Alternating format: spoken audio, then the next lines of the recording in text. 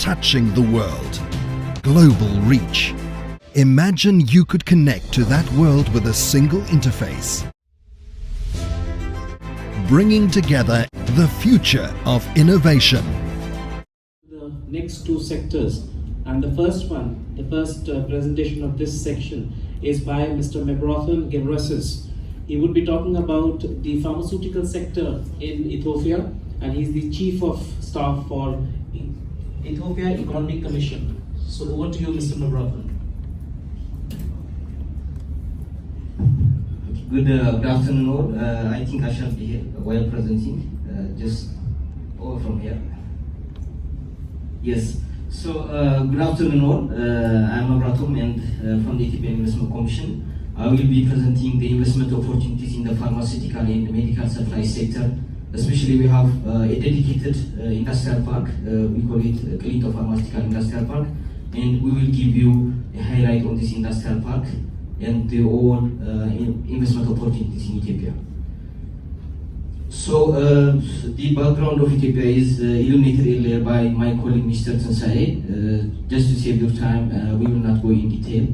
But the pharmaceutical sector, especially the pharma manufacturing sector, is the top priority of the government, and a dedicated service provision mechanism has already been set up to attract foreign direct investment and also as well make such investment projects profitable. So Ethiopia has been one of the top FDI destinations in the world and also in the Africa as well. And this is a witness to what we are doing, on the doing business reforms, and also on the many multifaceted regulatory reforms to make our investment climate as conducive as possible. And this ranges from the high-level macroeconomic reforms to the detailed level procedural modifications that we are doing. Normally, especially since 2020, since 2019, we have been reforming many of the regulatory reforms to allow FDIs easily enter Ethiopia and then make their operation efficient as well.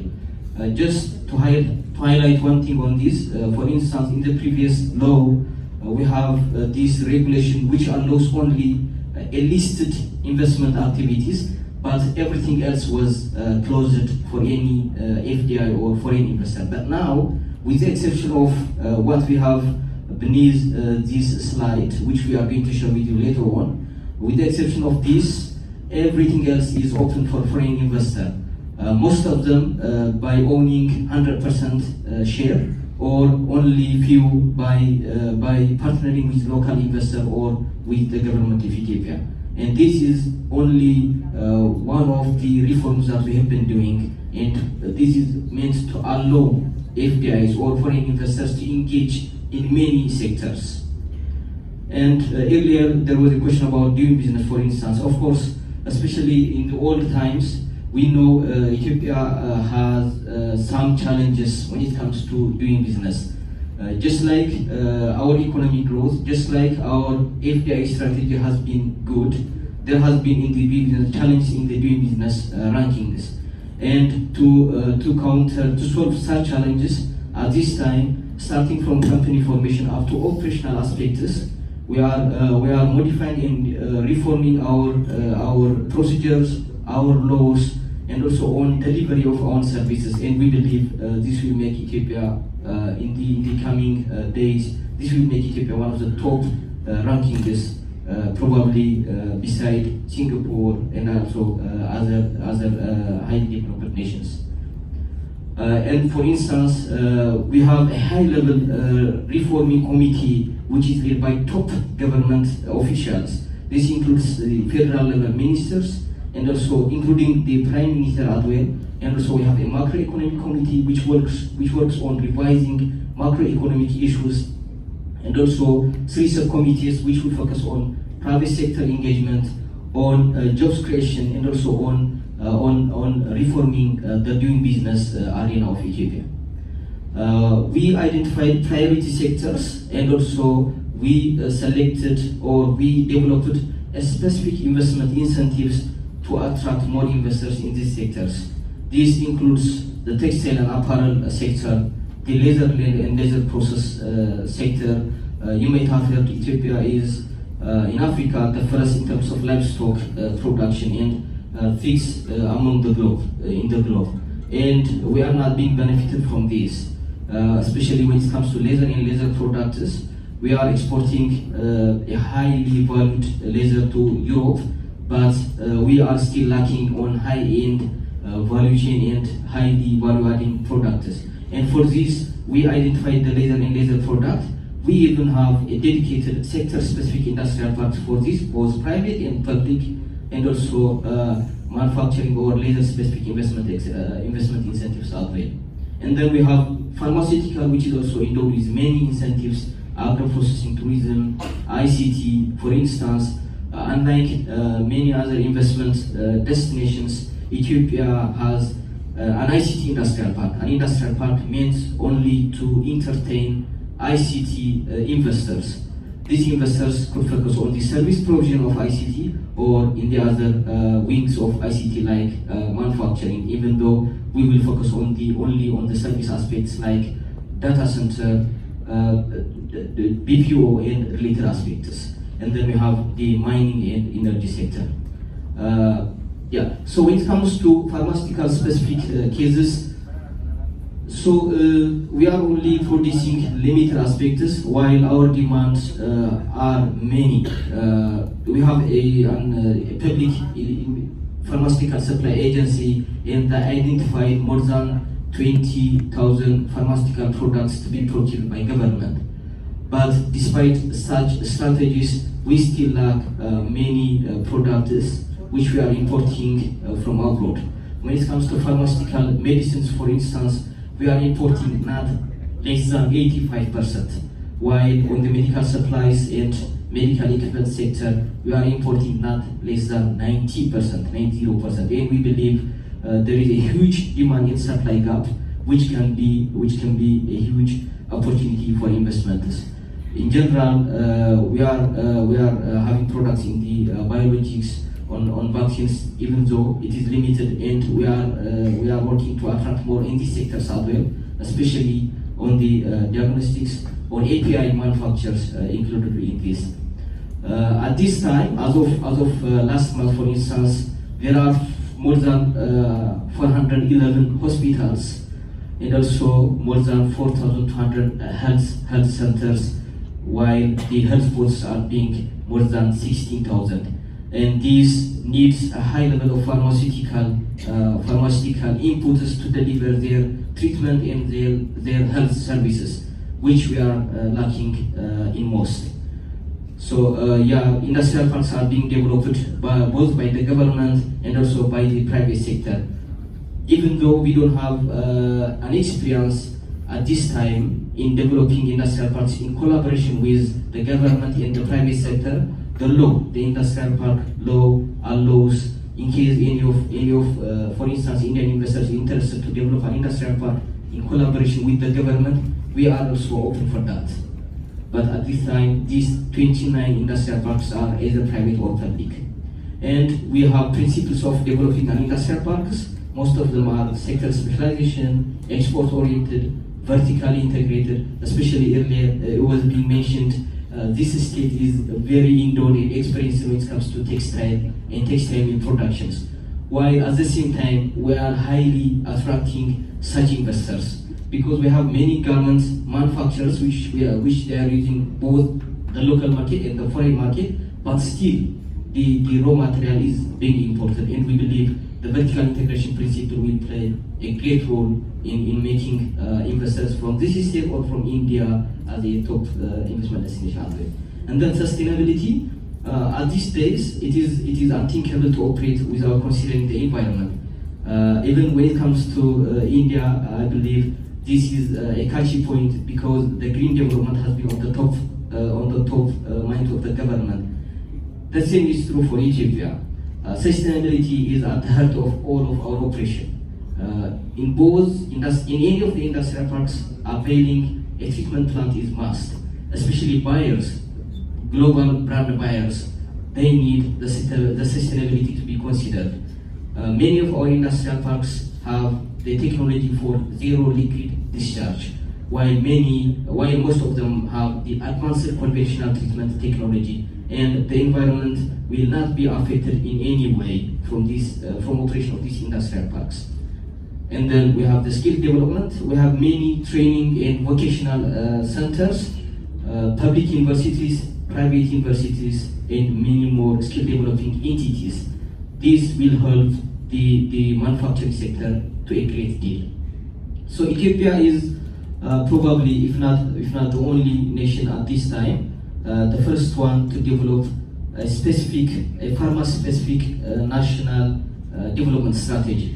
And we aim to become a pharmaceutical manufacturing hub. And that's why we are developing the pharma-specific industrial park with a total land size of 2.79 million square meters or 279 hectares. And also we provide a pharma-specific investment incentives to make this happen. And we have focused policies when it comes to these incentives. We have specialized industrial parks, just like the textile and garment. The first industrial park is ready and it is readily accepting foreign investors. As you have heard earlier from Dr. Venkat, the 100% owner of Glucare from India, they inaugurated their plant in Glinda Pharmaceutical Industrial Park. And I'm sure you may have also heard about Kilich Drugs. They have a facility out of the park, and they are even working to develop their facility inside Glinda Pharmaceutical Industrial Park. And within the coming 3 to 4 months, we will also inaugurate another factory in this industrial park. It is called Africa Pharmaceutical, and it is a joint venture investment between Ethiopians, Indians, and Mauritius investors.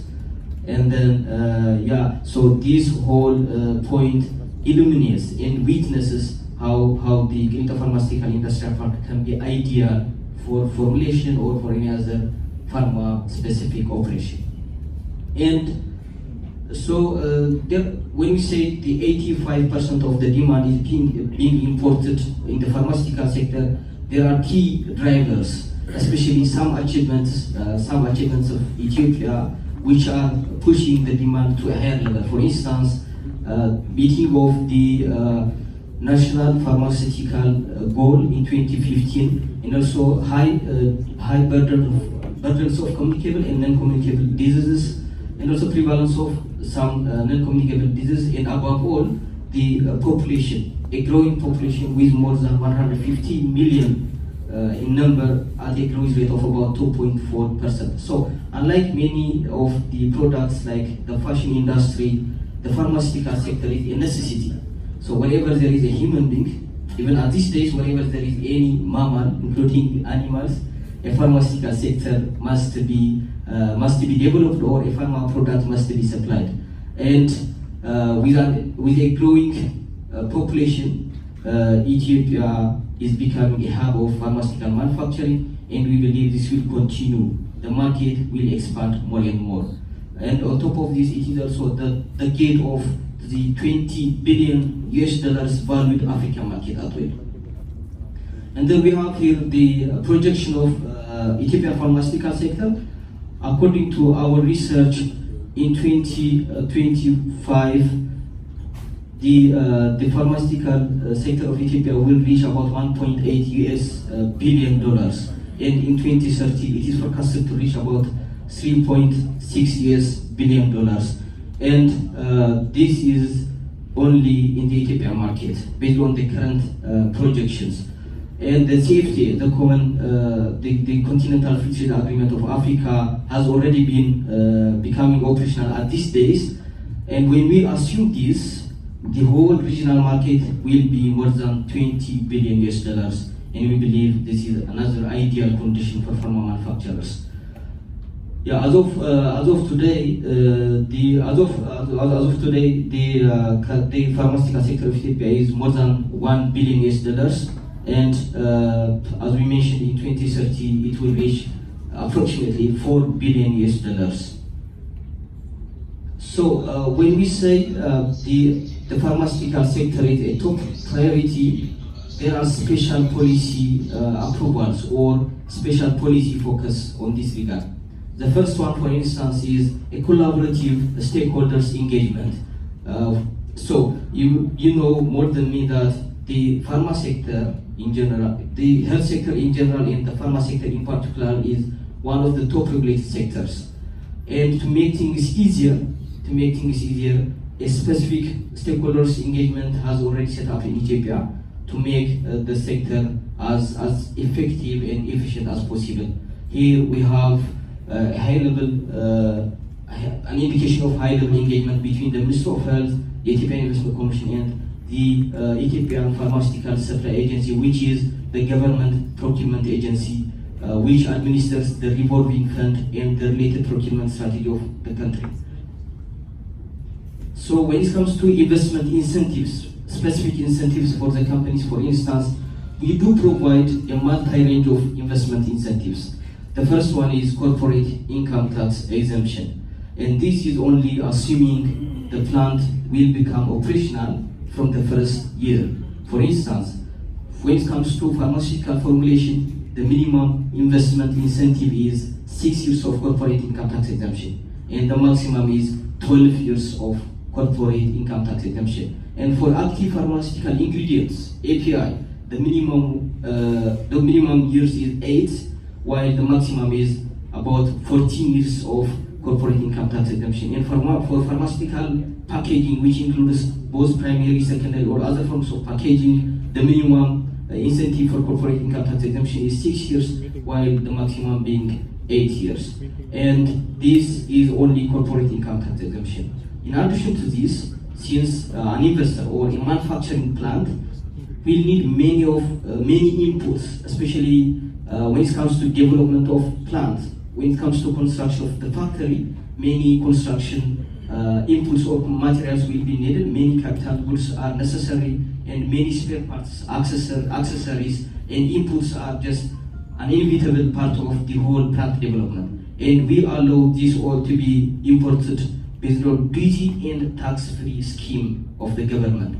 Not only this, we also allow vehicles, duty and tax-free importation of vehicles for the plant, which is limited both by type and by number, of course. So all these are the corporate income tax exemption.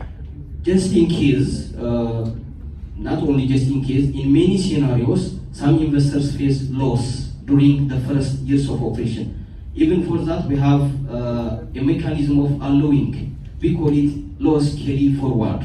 So for instance, a specific plant which is already engaged in the pharmaceutical formulation, let's say they are eligible for 12 years of corporate income tax exemption. In case they face a challenge, for up to 6 years, they can carry their loss to the future period. This will have a great impact in reducing future taxes and tax liabilities. So these are just in addition to the loss carry forward and other incentives. And as we mentioned earlier as well, expatriates will be needed for the plant. Especially the pharma is one of the highest skilled labor needing sectors. And for that we allow the work permit and visa facilitations. And not only that, on these expatriates, we will not levy, we will not collect taxes for 5 consecutive years starting from the business license date. And we believe this will help this will play a great role in retaining a highly skilled laborers and knowledgeable experts for a specific manufacturing plant. This is just the fiscal incentives. And then we have a government procurement special incentives. So earlier we mentioned the Ethiopian Pharmaceutical Supply Agency, which is a public pharmaceutical supply agency, and then it distributes to many health stations of Ethiopia such pharmaceutical demands. For a locally manufactured goods, they have a special incentive so that the manufacturer can easily be benefited from such scenarios. For instance, when they procure through bid, they provide up to 25 price premium for the locally manufactured products. And also not only that, the moment a specific factory won this bid, they have a mechanism of paying in advance up to 30% of the total agreement. And we believe this solves the working capital shortage for such plants. And also, once such winner is identified, they enter into agreement for up to 5 years of contractual supply. This is a kind of guaranteed market for that manufacturer or for that plant. And this is meant to make such plants profitable. And then we have the regulatory readiness of Ethiopia in general. So at this time, we are working both at a high level with the WHO. They have their own initiatives, and we took that initiative as a special opportunity, and we are looking to make the regulatory procedure very effective for our manufacturers. And then we have FDA, the Ethiopian Food and Drugs Authority, which is equivalent to the US FDA. The regulatory body is already working at a level of agreeing with the different regional markets like the COMESA and the African Common Regulatory Body. We call it AMG, African Medicine Agency. In the future, there will be a common regulatory body by which a product registered in one country is not expected to be registered in the other country. That's why we are promoting the African market as an opportunity as well. So let's say you've registered a product in Ethiopia.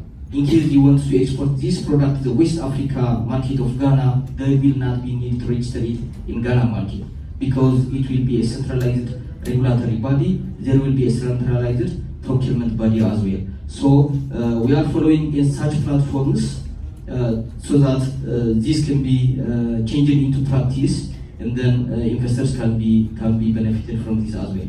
So mainly the regulatory body provides two major services. We can say two major services when it comes to the regulatory activities. The first one is establishment of plant inspection, related to inspections, and then product registration or market authorization specifics. So it is a regulatory body. Like most countries, it operates autonomously. But to make the service effective, they work with the Ethiopian Investment Commission and with other government offices as well to make the registration timeline very short and also to make it as smooth as possible. Even at this time, they are accepting online applications by which an investor or an applicant is not expected to go there, and they can track their applications from time to time. So here we introduce the processes of establishing a plant and product registration. When it comes to establishing plant, for instance, the first one is evaluation of premises design, and then follows pre-approval or collecting feedback from this regulatory body. And then we have certification of competence issuance, which is common. This is common in most of the nations. And then we have the post-approval inspection, which is meant only to check whether previous feedbacks have been incorporated in the development. And then last, they issue the GMP certification. At this time, for instance, Ethiopia has only about 25 pharmaceutical manufacturers, which are covering only up to 15% of the demand. And from these 25 companies, only 4 are GMP compliant. On these, 2 of them are actually Indian companies, Glitch and Kadila. So the GMP certification is what we are needing badly at this time, and we know Indian investors have a huge experience on that. And the last requirement for the plant establishment is this GMP requirement. And then on the second, we have the product registration specific services. The first one is dossier submission of dossier for evaluation by the regulatory body, and then we have the sample testing step. On the fourth, we have issuance of market authorization, and then post-market surveillance, just like any other pharma product will follow accordingly. So this needs infrastructures. This needs a high-level state-of-the-art inputs when it comes to operation. And for that, the Ethiopian airlines, it is only 6 minutes driven from the Green Pharmaceutical Industrial Park, for instance. And we believe this is a very ideal logistics opportunity as well. Roads availability. So Ethiopia at this time we have only more than 117,000 kilometers, which is expanding from time. So previously it was more than 113,000, which is expanding at this time to more than 220,000 kilometers away. But even in this year, you may have heard, of course, from the media, more than 10 roads, more than 2 highway roads have been connected, and many of them are also cross-national or international roads, which we inaugurated, for instance, last time, which connects us to Djibouti port directly and also to the Kenya highways. And we believe this will play a significant role when it comes to the logistics, needs of investors. Railway, we have already inaugurated an electricity railway, which is strategically connected to industrial parks. And then electricity, at this time, even the Great Ethiopian Renaissance Dam, it started generating power, and it will continue to do so. There are only one turbine has already started, and the remaining will start soon. So here we have the Clinton Pharmaceutical Industrial Park. In total, the size of the park is 279 hectares or 2.79 million square meters. From this, about 170 hectares will be for actual manufacture. It will be handed over to the investor. And the remaining size, the remaining space, which is approximately 100 hectares, it will focus on creating infrastructures which will be benefited by the investor. These infrastructures, for instance, include the one-stop shop service. We have a health center. We have a liquid wastewater treatment plant, liquid wastewater treatment plant, and also dry waste collection area, asphalt roads, and also fire brigade logistics center. All these are available in this park. And the Ethiopian Investment Commission and Industrial Parks Corporation, the Ethiopian Industrial Parks Development Corporation, we are entertaining many investors, and so far we have signed about 28 memorandum of understandings. From these, 4 have already started their project implementation. 1 has already started the operation. So both local, foreign, and joint venture investors, we are accepting and entertaining them. So we developed a zone. We conducted a study and prepared a zone for pharmaceutical manufacturers to make cross-contamination as less as possible. For instance, on the blue area we have general products zone, and on the bold blue we have beta-lactam zone, we have biologics zone, we have large animals, like veterinary large animals demanded products zone, and also we have the API zone, which we are sure we are going to have many manufacturers in the future. And this zoning is based on the principle of GNP compliance, which is mandatory in many countries. And you can see the wind direction here. So these are just a couple of the infrastructures which we developed in the park. Earlier, I mentioned that this, for instance, on the top left-hand side is the one-stop shop service center or admin building. In this building, the Ethiopian FDA, the Ethiopian Investment Commission, Immigration Office, National Bank, and also other private banks, many service-providing government entities will have representative here. And that's what we meant by one-stop shop service. Every service will be provided from here. And this will significantly improve the different bureaucracies, and assuming this will be expanded to a national level, you can imagine how this can significantly improve the doing business as well. Because every service will be provided within the industrial park. We have police station as well, and also health center inside the industrial park. This is just in case any of the employees in the industrial park factories face health issues, they can right away get health services within the industrial park. They are not supposed to go to the municipality or to the city. And here we have just a few of the infrastructures which you mentioned. Here we have the Africa, the Continental Free Trade Agreement statuses. Many countries has already approved it, endorsed it, and even ratified a law to make it their local regulation. And here we have also the status, the list of the countries which ratified as of last year. Since then, if I'm not mistaken, about 3 countries has already ratified it. But as of last year, for instance, 27 nations has ratified the Continental Free Trade Agreement.